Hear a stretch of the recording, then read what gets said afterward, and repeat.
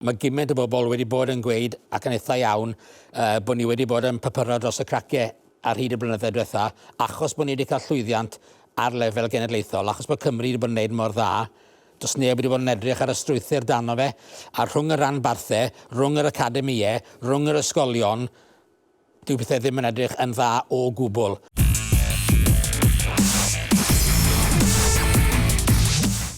Siwmai a chroeso i'r Sgarmes ar ddechrau wythnos llwm iawn i rygbi yma yng Nghymru wedi penwythnos siomedig iawn. Un tîmoedd allan yn Iwerddon. Eisoes mae'r pwyntio bus a'r beirniadu wedi dechrau ac yma i ddadansoddi'r cwbl. Unwaith yn rhagor mae Charlo a Ifan. Charlo, panic stations eto gwed?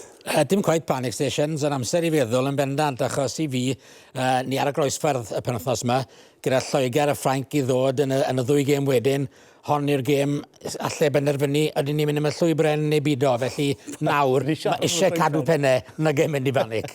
Ni siarad am llwybren yn barod. Mae pobl wedi bod yn feirniadol iawn yn dyn nhw ar y cyfryngau cymdeithasol. Mae'r erthyglau chi gyd yn darllen yn y papur wedi bod yn llym iawn ar y perfformiad yna. Ie, yn bendant. Dwi'n licio meddwl bod fi'n ddyn positif iawn. Ond dath ddim lot o bethau positif mas o'r gêm na i ni y penwythnos yma. Fi'n siŵr bydd y bois i gyd yn siomedig iawn gyda'i perfformiad nhw, achos oedd rhywbeth bendant yn eisiau ar y penwythnos. Sicr, mae tipyn o le i wella. Ond ewn ni'n ddyfnach falle mewn i'r sgwrs yna yn y man, ond gyntaf geidwch yn ei glywed gan y capten a'r hyfforddwr wedi'r perfformiad yna, Dan Bigger a Wayne Pivac. Yeah, I think collectively we talked about the start that we wanted. We wanted to match them physically. Obviously, you have to do that coming to Dublin, and our discipline needed to back that effort up. We weren't able to do that. I think that was evident in the penalty count in the first 20 minutes.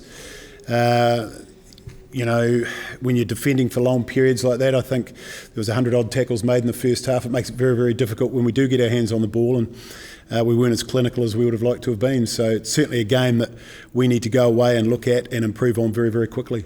We had a couple of half chances in that first half, which we didn't quite capitalise on and pick up any points, but there's no doubt it was a frustrating afternoon, and we didn't get enough front football and we didn't dominate enough collisions to really allow us to put pressure on Ireland for large periods like they did to us. I thought that the boys, came back very, very strongly in that last quarter of the game and kept fighting all the way to the end, which is what we want. And I think, as I say, we've got to make sure that the start of the half in both halves is better than it was, because we certainly, gave them too much or too many points in that part of the game. I think Josh saved us on a number of occasions.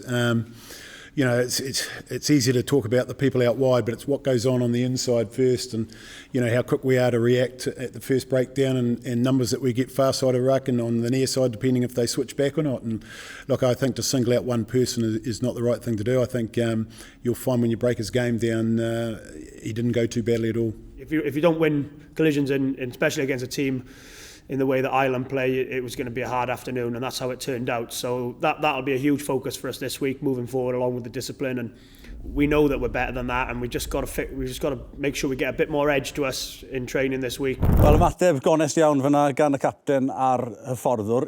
Un o'r pethau bygodd y boes lan arno fyna oedd disgyblaeth Cymru. Oedd e'n siomedig yn yr hanner cyntaf yna yn enwedig. Ie, o'n i'n teimlo bod nhw'n bach yn anlwcus gyda rhai o benderfyniadau ar dyfarnwr. Bod Iwerddon wedi mynd dros hanner 100 munud a dim wedi rhoi un cic os bant. Ie, wel, falle ddefnydd newid y canlyniad yn y pen draw, ond mae'n cael effaith ar y gêm, achos pan ti dan gymaint o bwysau, dyw'r momentum ddim yn newid o gwbl, ti ffili mewn mas o'r dydd ei hunan. Mae cic yn helpu jyst i dorri pethau, ond heb yna, ond nhw jyst yn amddiffyn. A ond nhw'n rhoi gormod o cic cos bant, ond achos y pwysau oedd hynny. Yn elfen gorfforol fyd, gaethon ni walad yn ardal y dacl, beth o'n i'n poeni amdano wrth ystwetha wrth siarad. A'r amddiffyn, ac i fi, oedd cyflymder y ddoi amddiffyn mor wahanol, Iwerddon mor gloi, a ni'n ennill nôl, a oedd dim gobeith fan hyn. Oedd y frwydr gorfforol. Mae wastad mor bwysig, Ifan, mewn gêm rygbi, ond yn wedig ar y lefel rhwngwladol. Y collon ni hwnna'n racs. Ie, ar y diwedd dydd, mae rygbi, mae'n gêm gorfforol. Allwch chi gael gwmynt o siap a popeth chi moyn, ond os o'ch chi'n ennill y frwydr gorfforol na, chi'n mynd i fod mewn am ddiwrnod digon twff. A oedd Cymru ar diwedd y dydd yn second best, yn bron o fod pob agwedd corfforol. Ond I bai am y sgrym, falle oedd y sgrym yn un o'r pethau positif falle doedd mas o'r gêm. Ni'n teimlo oedd y sgrym di bod yn eitha gadarn yn enwedig trwy edrych ar reng flan Iwerddon. Ond nath Cymru colli pob frwydr corfforol yn y gêm penwythnos yna. Sa'n credu byddai neb wedi proffwydo buddigoliaeth falle I Gymru penwythnos yma. Ges ti'n syni faint o fwlchodd rhwng y tîmoedd, Charlo? Achos oedd yn edrych I fi fel bod Iwerddon filltirodd ar y blaen I Gymru. Oedd ym mhob agwedd o ran y paratoad, fel o'n nhw'n meddwl ar y ca hefyd, y siap oedd arnyn nhw. Oedd popeth, I fi'n yr siom mawr oedd, o'n I ddim yn disgwyl I Gymru ennill, nag ond o'n I ddim yn disgwyl perfformiad cyndrwg a hwnna. O'n nhw just mor pasif fel mae'r Sais yn gweud. Oedd dim byd, ddim tân, neb yn bwrw neb. O'n nhw'n colli bob gwrthdaro, bob collision, Iwerddon yn ennill, a oedd Cymru mynd ymellach ac ymellach nôl. A oedd just y gwaith amddiffyn wedyn yn dod yn amhosib. Ond hyd yn oed pan ti'n meddwl am fel oedd Iwerddon yn ymosod, felly cael 3 blaenwr a Johnny Sexton rown y cefen, neu bod Bundy Aki mynd a Johnny Sexton rown y cefen, a naill bod Aki mynd I hunan, neu bod e'n paso. A oedd Cymru ddim yn gwybod sydd amddiffyn ei erbyn e, ond Sexton yn dechrau un mas neu'n bellach mas, a wedyn, erbyn bod e'n cael y bel, oedd amddiffyn Cymru wedi cael ei giro ar y tu fas, a wnaethon nhw ddim ymateb I hwnna o gwbl. Na beth sy'n syni fi fan yw, oedd bron fel bod Cymru ddim yn gwybod beth oedd mynd I ddod, ond dyma fel mae Iwerddon wedi bod yn chwarae ys ache nawr, a ddim syniad gyda Cymru sydd wedi stopio fe. Oedd un symudiad oedd ar y sgrym, nilon nhw, cwpl o weithiau, ond nes I gyfri, oedd 7 pas I gael oedd ar y sgrym, gilon nhw'r bil o un ochr y ca i'r asgellwr, heb un o Foes Cymru do'n agos I wneud tackle. Oedd e'n anhygol. Ie, fi'n credu na beth sy'n anodd I Gymru fel boes sy'n watcho'r gêm yw, achos mae'n anodd iawn I weld be mae Cymru'n treial wneud. Fel arfer, chi'n gweld yn gwmwys be wedd Iwerddon yn treial wneud, fel wedwch chi Charlo, with 3 blaenwyr na, with Sexton tu ôl i'r pod na, fel bych chi'n gweud. So byddai opsiynau gyda'r blaenwyr, tu fewn, tu fas, neu tynnu fe nôl I Sexton tu ôl. A wch chi'n gweld yn gwmwys be wedd Iwerddon yn treial wneud. A na beth sy'n anodd iawn I gymryd, o'n I yn bersonol yn ffeili gweld beth oedd Cymru yn treial creu neu treial wneud mwyn un I atal Iwerddon. Chos fel wedwch chi, fi'n credu nath nhw ar un tro, nath nhw 3 symudiad, yr un peth, a gath nhw dal yr un outcome. Chi'n cli madd unwaith, ond yr eildro ar trydydd tro, mae rhaid I chi blitzo, mae rhaid I chi rhoi rhagor o bwysau arnyn nhw. Dyna bydden ni wedi rhoi fel neges hanner amser fel fforddwr, yw'r hanner amser boes. Chi ffili gadael iddyn nhw gweir holl patrymau pert yma tu ôl, hedfanwch lan, rhowch bwysau arnyn nhw, a triwch chwalu'r parti tu ôl. Oedd ddim blitz na drift yn nhw, ond oedd ddim yn pwysio nhw mas at yr yslys, ond oedd ddim yn dylan yn bennad. A fel ti'n gweud y blitz yn ewedig dan Sean Edwards, neu beth oedd un o nodweddion Cymru, oedd yn amddiffyn yna. A o'n nhw jyst yn eistedd nôl, a o'n nhw ddim yn gwybod, fel sy'n nhw jyst yn y goleadau, a beth sy'n digwydd, le mae'r boi nesaf yn dod o, a bod Nick Tompkins wedi rhoi llwyth o dacles mewn I fod yn deg, gyda fe a Tain Basham hefyd, ond heblaw am hynny, oedd fel sydd ddim clem dyn nhw, a fel ti'n gweud, Rods, o edrych ar Iwerddon, yn ywedig dan Andy Farrell, ers bod Joe Schmidt wedi mynd, a gyda Mike Catt mewn yn awr hefyd, yn fforddwr ymosod, nyr patrwm maen nhw wedi ware. Maen nhw'n ware gêm agored, lot fwy agored, ond drwy roi Sexton, dim fel y deg I ddechrau, ond ar y tu fas. O'n i'n meddwl dyddiau yma, taw un peth ti'n neud yw edrych ar y fideos, edrych ar y iPads di am oriau mowr, wel, edrych ar y dystiolaeth o beth maen nhw wedi bod yn neud, a I fi oedd na ôl diffyg paratowad fel gyda Cymru, a na beth sy'n siomedig. Mae rhaid fi gweud, pan mae'n siomedig oedd Cymru, mae rhaid fi gweud, nes I fwynhau gwylio Iwerddon, mae'n ddychymig i'w chwarae nhw. Mae'r holl patrymau pert yma, mae e'n edrych yn ffantastig, a mae e'n amlwg yn gweithio, mae'n lwyddiant yn ystod yr hydre yn erbyn Zeland Newydd, a mae ôl paratoi ar eu chwarae nhw. Byddwn ni'n gweud bod nhw lan na gyda Zeland Newydd, o ran pawb ar yr un ddalen, os liciwch chi, yn gwybod yn union beth yw'r roles nhw a beth maen nhw'n trio wneud, mae pob un ohonyn nhw ar yr un lefel. Ond o ran Cymru, pan o'n nhw'n cael y bel, oedd ddim clem gyda nhw. Oedd unigolion, o'n nhw'n mynd falle 2 neu 3 cymal, a wedyn oedd gyda chi Johnny McNichol yn dod mewn i'r first receiver, gyda chi Liam yn ymddangos yn canol ca. Ond collon nhw ffordd mor hawdd. Mae ennill yn magu hyder, efo os o'n i bai, mae'r ffaith nawr bod Iwerddon wedi ennill yn 9 diwetha, mae hwnna'n helpu. Achos os ti'n ennill, mae popeth yn dda, ond I fi fyd, oedd ôl ymarfer, o'n i wedi bod safon i sgiliau nhw yn wych. Oedd ddim yn gret mas na o ran tywydd, ond pan ti'n cymaru cywirdeb paso Iwerddon a Cymru, wel, doedd ddim cymariaeth.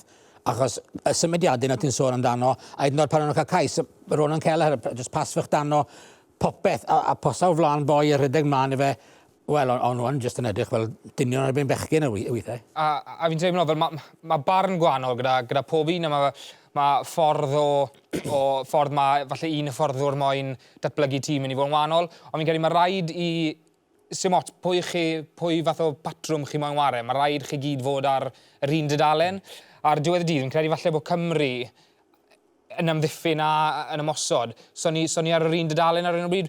Chi'n gweld rai weithiau mae un neu ddoi falle yn blitzo, mae un neu ddoi falle yn sefyll off, a chi'n gadael wedyn dogleg fel bydden nhw'n galw fe. A oedd Iwerddon di torri amddiffyn i Cymru lan yr banau, achos hwnna'r diwedd y dydd, achos sa'n credu oedd pob un ar yr un dydalen. A fi'n credu falle bod hwnna'n rhywbeth falle bydd rhaid Cymru edrych yno. Boes, fi'n teimlo bod ni'n negyddol iawn. Dewch chi droi at rhywbeth mwy positif. Lloegr. Hollon nhw. Ie, wan y teg i Ben O'Keefe yn byd o roi cigosfer y diwedd. Braidd i weid, o'n i'n meddwl o'n nhw'n heiddi, achos beth oedd e, gath y sgrym o lan ei ailosod 4 gwaith. Ac i fi, oedd o leia ddwywaith o Lloegr yn heiddi cigosb. Ond, na, wan y teg i'r Alban.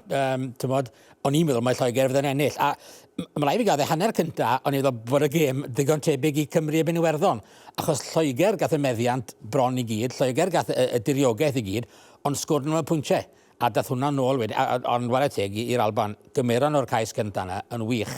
A, y cais cosb gys hwnnw, gyda Ffen Russell yn diwedd.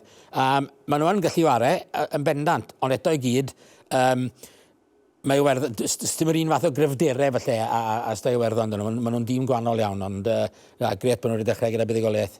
Maen nhw'n dîm sy'n bendant yn symud i'r cyfeiriad cywir nhw'r gwrthwynebwyr. Penwythnos yma i Gymru a dros blynyddoedd mae yna sawl ornest arbennig wedi bod rhwng y tîmoedd a rhai o foes clwb rygbi Cefneithin sydd bod yn hel atgofion am y gornestau yna. Cymru yn erbyn yr Alban, atgofion o'r bencampwriaeth. Yr atgof mwyaf sydd fi yw nôl yn 2010, yr Alban yn ennill 24-14 a 5 munud i fynd. Dyma'r Alban wedyn yn cael carden felen.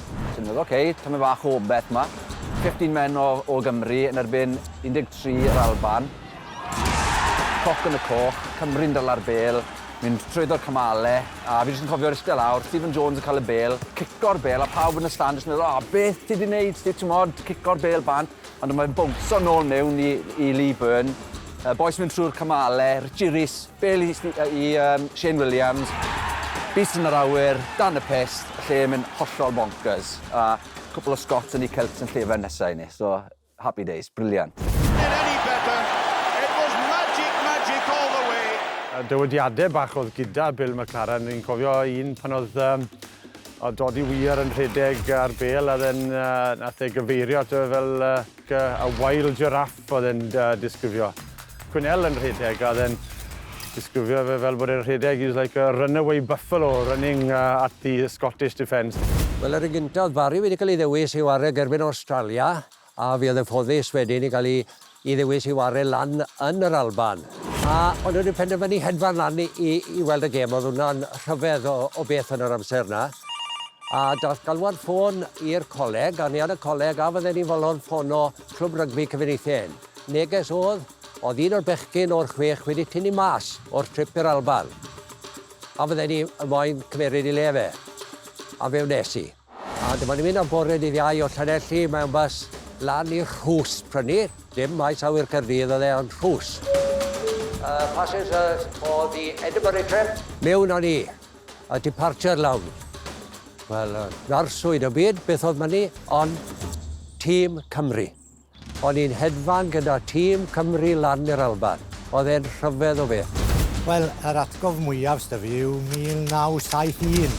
A honna oedd y gêm a enillodd Cymru 19-18 yn y munudau diwetha.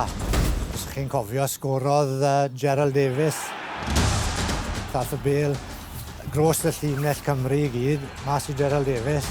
Ath e rownd ysgellwr yr Alban a sgori yn y cornel.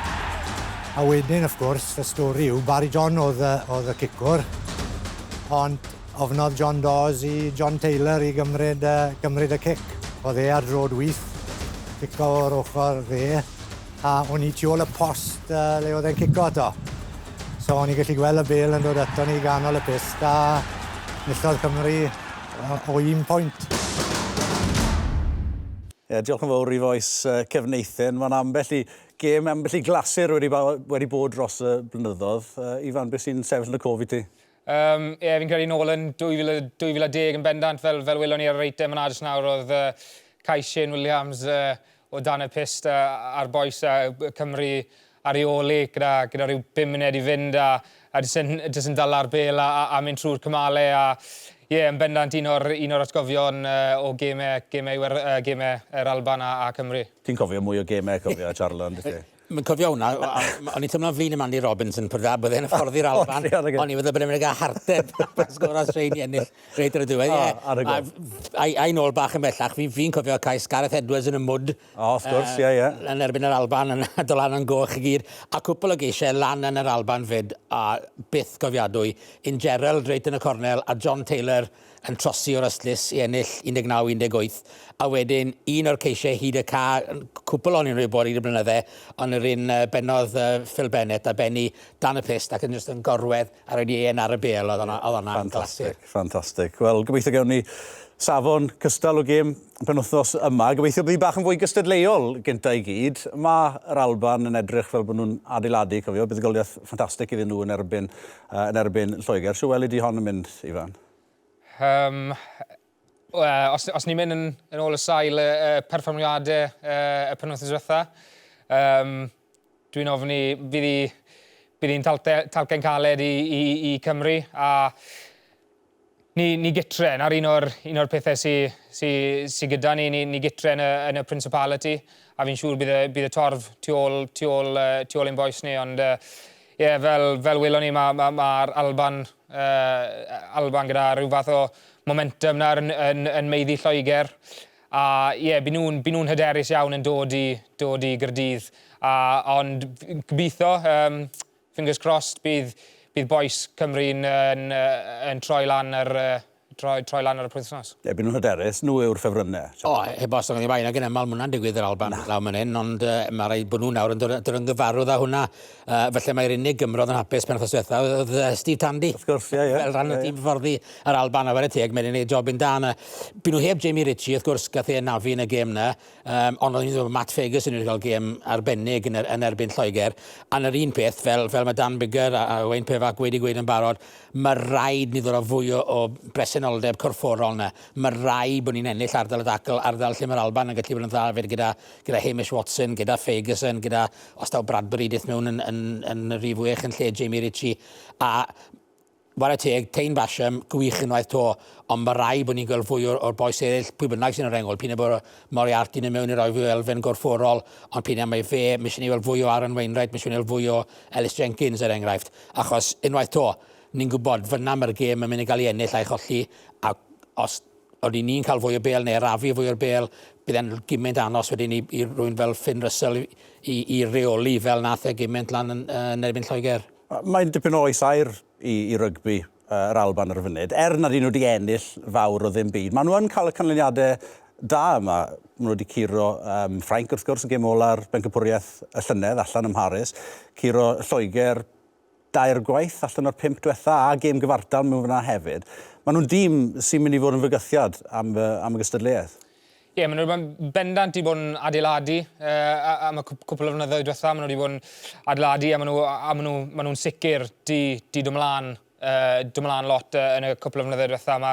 Fi'n credu mae amddiffyn nhw wedi bod lot yn well ac fi'n siŵr mae Steve Tandy wedi mewn â rhyw agweddau i'w tîm hyfforddi a popeth a fi yn credu bod nhw yn mynd i fod yn fygythiol a gyda'r perfformiad y penwythnos diwetha. Fi'n credu oedd e'n gêm wych gyda Lloegr a'r Alban, ond pob clodyn nhw, dathon nhw ben a cloi'r gêm y mas. A fi'n credu falle na ble maen nhw wedi stryglan yn y blynyddoedd diwetha, falle bod nhw yn ar ei blaen i yn bach, ond wedyn maen nhw'n dueddol o dropo bant bach wedyn ar ôl i'r gêm mynd yn ei flaen. So oedd e'n gret yn wedig yn erbyn y Saeson i weld nhw'n dibynna cloi'r gêm na mas. Ie, wedi bod yn 20 mlynedd ers i'r Alban ennill yng Nghaerdydd, yn Nulyn wrth gwrs ym Mharc y Scarlet yn erbyn Cymru 2 flynedd yn ôl. Ond un oedd yn rhan o'r tîm buddigoliaethus yna yn erbyn Cymru nôl yn 2002 oedd Budge Pountney, cyn fforddwr i fi lan yn Northampton, a bues i'n siarad gyda fe yn gynharach yn yr wythnos. Budge, good to see you, mate. It's been a long time. How are you keeping? It certainly has, Rhodri. Yeah, all good, mate. Very, very good to hear your Welsh dulcet tones coming back at me. So, yeah, really good to see you. Good. You've got a bit of a smug face at the moment. It's been a good weekend for Scottish rugby, not so good for the Welsh. Yeah, no, Scotland we'll start with positive. Scotland were really physical. They came across a very physical English team, which they normally are, but they were physical, they were clever, and produced a really good performance. And, you know, unfortunately, the Welsh didn't quite get to the top of their performance, but they got another weekend, another match, so they'll be ready for that. Yeah, like you say, I think we'll concentrate on Scotland first, because it was a fantastic display, and they dealt particularly well with the expectation on their shoulders ahead of that English visit to win the first back-to-back Calcutta Cup since your playing days. Was it early 80s? I think you'll find it was earlier than my playing days. Thank you, Rhodri. 83, 84, I believe. You know what? I think they've taken a lot from the World Cup exit and the early World Cup exit they had in the last World Cup. And I was reading a piece that Gregor had written not so long ago about how he'd learned a lot from that and how they changed the way they trained, how they changed the way they view games, and how they changed the way they get ready for games and mentally prepare for games. So, they're clearly relishing their strength in terms of being able to play big back-to-back games, which has always been a bit of a fault for Scotland teams for a number of years. So, yeah, they're looking good. They've got to back it up again this weekend, and fingers crossed they can. They have a golden crop of players at the moment, the likes of Hogg and Finn Russell in their prime. 99 was the last time when you were playing, Scotland won the Six Nations. Is there a level of expectation for them to go on now and win this tournament? I think, when you look at the crop of players and you look at the crop of players we had in 99, and sadly thankfully it wasn't the Six Nations. We weren't that fit to do that many games. The Five Nations back then, that far away. You look at their crop of players and the depth of players, it's really good. So they had the opportunity last year to really push on and do better than they did. And I think that will galvanise them, this time around. And they would have looked at the minute detail, and knowing Gregor, he would have looked real hard at what he could do and how he can make them a better squad or a better side. So they're clearly working really hard and a really tight unit. I think we now have to sadly turn our attention to Wales. But what do you make of their performance on the weekend against what was a very impressive Irish side? Yeah, I think Wales are always traditionally quite slow starters in the Six Nations. Last year they were reasonably lucky in the fact that they played a couple of teams with only 14 men in them. Reasonably lucky, yeah. Why did just add that in? But I think they've always been traditionally slower starters coming into the Six Nations. So, they just came across an Ireland team that are playing really well at the minute. They're very slick in what they do. They do have organisation in the game, but they have lots of options off, their structure, and they're very good at playing a heads-up free game. We discussed it earlier. They've got a front five team, or a front five squad that are very good at taking the ball to the line and playing the ball under pressure and looking almost as slick as the back. So, they've got really good organisation. I think just Wales came up against a team that were in real good form. Well, this weekend, Wales against Scotland in round 2. You played the last time Wales lost to Scotland at the Principality Stadium back in 2002. But surely Scotland are favourites this time round. Yeah, they definitely go into the game as favourites, and that game that we played in was probably one of the worst games. I know, I remember him, it was shocking. It was horrific. It was horrific. And I can almost remember Tom Smith almost gave the game away by giving away the most ridiculous penalty in his whole career.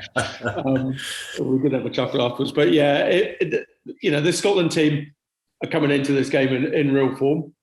But you always know going to the Principality Stadium, it's a tough place to go. It's passionate. It's the crowd are on top of you, the fans are on top of you, the noise is unbelievable. I'd say this is a really, really tricky fixture for Scotland, and going in as favourites is always hard. But they proved last weekend that they have that ability to take that tag and push forward. But I really appreciate your time today, and well, fingers crossed you won't have quite such a smug look on your face by the end of this weekend. Are you going to phone me? Depends if we win. Yeah, I knew you'd say that. Mate, I really appreciate it. Have a good day. Thanks, mate. Brilliant. Cheers, Rhodri. Thank you. O cyn flaen asgellwr yr Alban yn ffyddiog iawn y bydd ei dîm yn ennill yn y Stadiwm y Principality ddydd Sadwrn. O ti'n hyderus wrth oswetha, bydden ni'n curo yr Alban, Charlo. Ti dal yn teimlo'r un mor hyderus wedi'r perfformiad na? Sim hawl da fi, ond odw. Mae'n odd falle, achos bod ni'n mor gyfarwydd. Ie, falle tawa. Gollon ni byth yn erbyn yr Alban dan gats o gwbl. O dde wastad yn lygo atgoffan o hwnna. Mae'n odd, maen nhw yn dîm da, maen nhw'n ffefrynnau gret o fuddigoliaeth. Curo Australia yn yr hydref fel wnaethon ni. Ond eto i gyd, fi'n teimlo bod cyfle dyn ni yn ei erbyn nhw. Dyn nhw ddim yn wario un stael ag Iwerddon, a os mi eisiau ni gael gwelliannau drwyddi draw. Ond fi yn, pan ti'n edrych ar y chwaraewyr, un am un, fi'n credu, mae gobeith dyn ni yn erbyn rhain. Finn Russell yw y boi sy'n dal yn ôl gyda'i gilydd. Heb os na goni bai, a i fod yn deg, mae fe'n gallu gwneud ei gamgymeriadau, ond mae fe'n yffach o chwaraewr. Felly, os gyllwn ni, fel fi'n gweud, ardal y dacl yna unwaith to sy'n ni fod mor bwysig. Fel oedd Ifan yn gweud, o'n i'n hapus o Sgarmes bod Jacob Paper ddim bob amser, o'n i'n hapus gyda Sgarmes Cymru, a fi'n credu gallwn ni ddod lan tir fyna yn erbyn nhw, ond yr ardal y dacl yna. A gewn ni bach o feddiant, rhoi bach o bwysau arnyn nhw, wedyn gallwn ni ofyn cwbl o gwestiynau nhw, fi'n credu. Ti'n meddwl bod angen falle bach fwy o swmp, bach fwy o faint yn y rheng ôl yna i fod yn fwy gystadleuol yn ardal dacl, achos o'n i'n eitha siomedig y gweud gwirthi. Bod Basham wedi cael gêm ffantastig, o'n i'n meddwl bydden ni well dros y bêl yn yr afu meddiant Iwerddon, gyda doi blaen asgellwr agored yn chwarae yn y rheng ôl yna, ond ti'n meddwl bod angen newid hynny, Ifan? Allwch chi ddim mewn na, fi'n credu bod rhaid Basham i gadw i le, fi'n credu fe yw'r unig chreuwr falle nath roi law lan ar y penwythnos. Ond allwch chi ddim mewn a Ross Moriarty treul falle bod yn wyneb boes yr Alban. Ond ar diwedd y dydd, fi'n credu falle, wnaethon ni angytuno gyda ti'n Charlo. Dim i fod yn rhy negyddol, ond sa'i lle gweld Cymru yn ennill ar y penwythnos i fod yn hollol onest i chi. Achos mae'r Alban fi yn teimlo fel o'n i'n gweud gynnau nhw'n adeiladu a mae rhaid i'r Cymru i sorto mas yr ardal dacl a fod mwy corfforol, a os chi'n dod â Ross Moriarty mewn i falle yn rhif 6, ond sa'n credu bod un chwaraewr mynd i wneud digon o waniaeth, mae'n credu bod e'n rhyw fath o agwedd, mae rhaid i'r tîm i gyd cymryd mewn i'r gêm, bod y frwydr corfforol na mynd i fod yn enfawr, a mae fe'n mynd i fod yn un o'r pethau na sy'n mynd i gobeithio troi perfformiad Cymru rownd. Yr un peth sy'n becso fi yw pwy sy'n mynd i gario'r bêl, pwy sy'n mynd i roi ni ar y dro'r flan, pwy sy'n mynd i dorri'r llinell fantes i ni, ennill tir jyst wrth gario'r bêl. A dwi'n cweith yn siŵr bydd yr ateb yw na, achos na'r un peth, dyn ni ddim lot o'n un os e. Ie, na, dos dim, mae hyn yn corddo fi rhywfaint, achos dwi ddim just yn byty, di ni ddim yn lwcus iawn yn Cymru, dim gyda ni, bob hyn a hyn mae rhywun fel Jamie Roberts yn mynd i ddod, neu Scott Connell, neu rhywun sy'n mynd i roi ti ar y drod flan yn hawdd, a wedyn mae chwarae ar y drod flan gymaint yn haws, wrth gwrs, sy'n rhoi chi dros y llinell fantes yna. Ond mae angen rhagor o ddychymyg. Ni ffili jyst gweud, os dim gyda ni boes mowr, mae rhaid ni fod yn fwy clyfar yn byty siwt i ni'n mynd dros y llinell fantes yna. Os dim pwynt hala unigolion lan a ergydio mewn i'w gilydd yn gael mae eisiau tym bach fwy o, fel oedd Iwerddon yn dangos, just y tip pas bach yna, just cyn y contact mwyn rhoi ni drwy'r bwlch a rhoi ni ar y llinell y fantes yna. Dyna be fi'n credu sy'r goll gan Gymru. Ar y funud, ysym digon o ddychymig gyda ni'n ymysodol. Ie, fi'n cytuno. Mae fe digon rwydd i ni weid mae eisiau gwneud hwn a mae eisiau gwneud llall, achos ar diwedd y dydd mae 15 dyn erbyn chi yn treol stopo chi wneud yn gwmws beth chi moyn wneud. Ond ie, fi'n credu bod rhaid Cymru gael bach mwy o ddychymig yn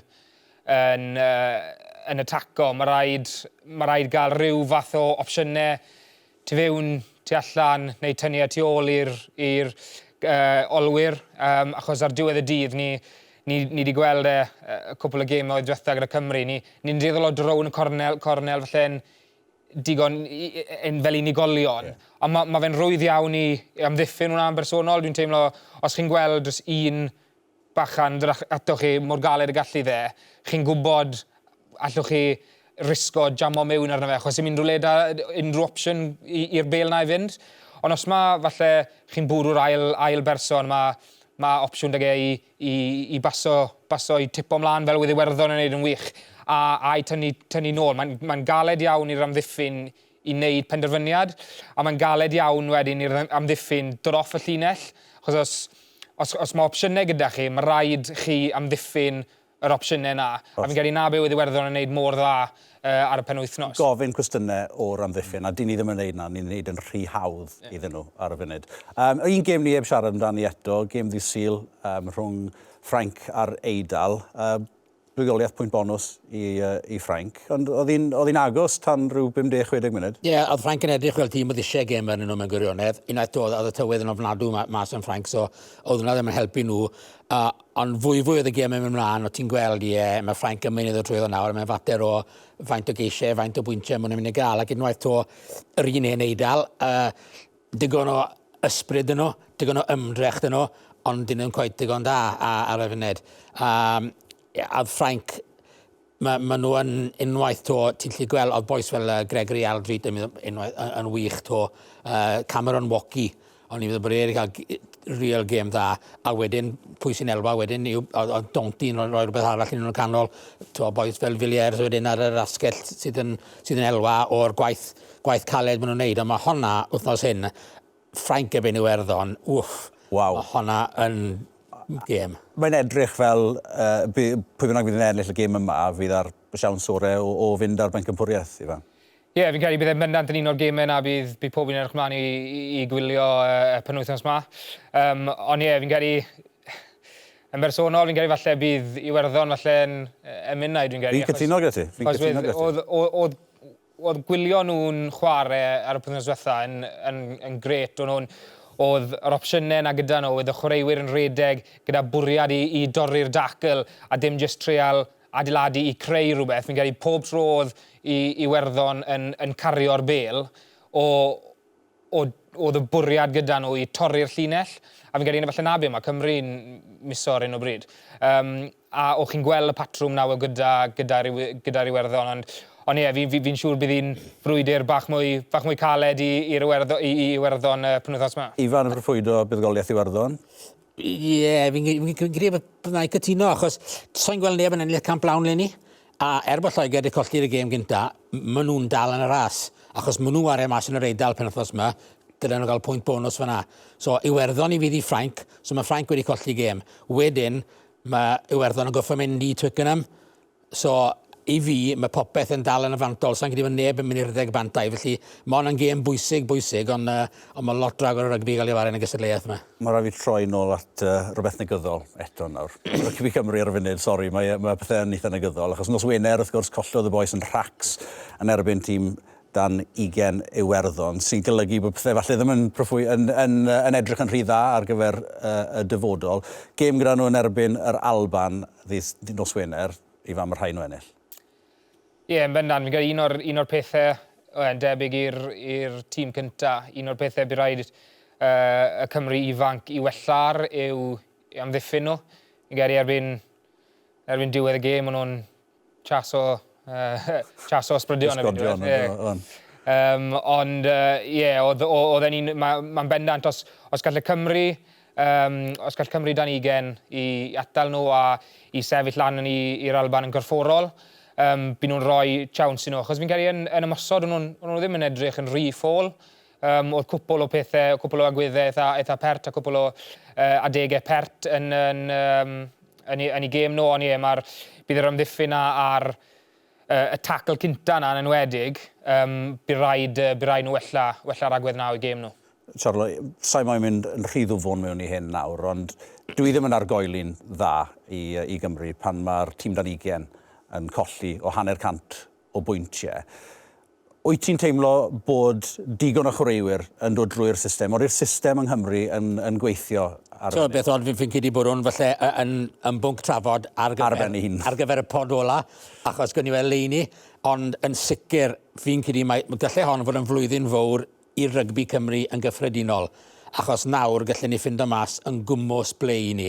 Mae gymaint o bobl wedi bod yn gweud, ac yn eitha iawn, bod ni wedi bod yn papuro dros y cracau ar hyd y blynyddoedd diwetha, achos bod ni wedi cael llwyddiant ar lefel genedlaethol, achos bod Cymru wedi bod yn gwneud mor dda, does neb wedi bod yn edrych ar y strwythyr dano fe, a rhwng y ranbarthau, rhwng yr academïau, rhwng yr ysgolion, dyw pethau ddim yn edrych yn dda o gwbl. A fi'n credu, os fydd e'n dymor cynrwg a gallai fe fod ar ôl y penwythnos gyntaf yna, o ran y tîm dan 20 a'r prif dîm, bydd yna gwestiynau mowr gan yr undeb i ateb erbyn diwedd y tymor. Ond fel fi'n gweud, fasen Ellydd Cymru bob gêm o hyn mas, ond eto, falle bydd nhw ddim yn sylweddoli, ond mae'r problemau yna mynd i barhau. Mae dal problemau strwythurol enfawr gan rygbi yng Nghymru, ond wnawn ni adael hynny fan hyn a gobeithio mae'n Duw i gawn ni buddugoliaeth, ond fwy na dim byd, perfformiad bach mwy calonogol gan Gymru penwythnos yma. Digon rygbi dros y penwythnos ar S4C. Nos Wener unwaith yn rhagor, y tîm dan 20 yn herio yr Alban. Y gêm yna i ddechrau am 8 o'r gloch, ac yna y gêm fawr ddydd Sadwrn o Stadiwm y Principality. Cymru yn erbyn yr Alban yn fyw ar S4C. Y rhaglen i ddechrau am 1:45 gyda'r gic gynta am 1:15 wedi. Wrthon ni'n 3, tada.